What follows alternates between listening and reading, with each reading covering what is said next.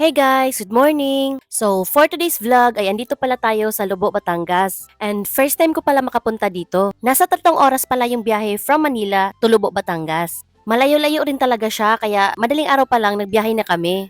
Sinama lang pala ako ni Big Boss sa team building nila. Ayan, maganda palang panahon ngayon at hindi siya maalon. Nakasakay pala kami ngayon sa rubber boat. Yang nakikita niyo mga bangka na nagkukumpulan dyan guys. Namimingwit pala yan sila ng isda. Pero hindi na tayo lalapit dyan guys. Baka matakot pa yung mga isda at wala pa silang mahuli. Pakita ko lang pala kung gaano kaganda tong side na to. Resort daw yan ni Gabi Concepcion.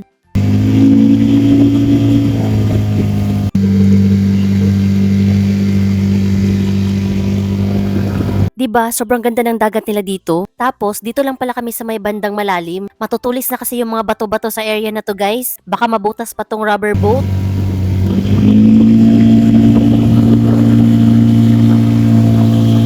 So, ayan, nag-U-turn na pala kami, guys, para bumalik dun sa resort namin. Maganda pala mag-snorkeling dito.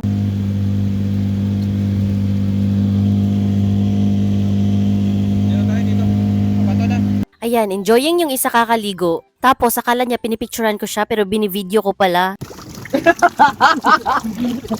Sir pala. Hindi, unahin nyo muna yun.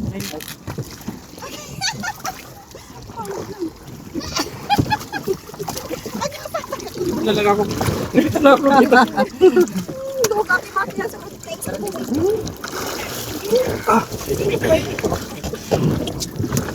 ayaw mo yun. Hoy! Grabe kasi yung kain mo sa Israel. Ayan guys, kita nyo, sobrang linis ng dagat nila dito. No wonder, sobrang daming pumupunta dito sa Lobo, Batangas para lang maligo. So guys, pakita ko lang pala yung mga masasayang games nila. Yan, pabilisan. Palayo kasi, palayo ng palayo.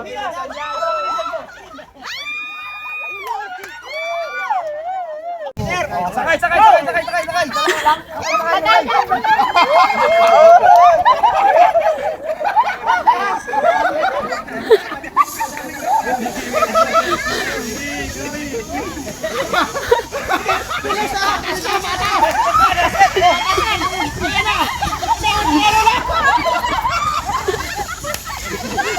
Ayan, low tide na pala siya kaya nag-picture taking na lang kami nito. Tapos, pakita ko lang pala yung paligid kung saan kami naligo. Yung nabook pala nila na resort ay yung exclusive na resort. May malaking swimming pool tapos marami rin yung rooms. May own kitchen na rin siya kaya pwedeng magluto. Ayan, may pa-bonfire sila nung kinagabihan.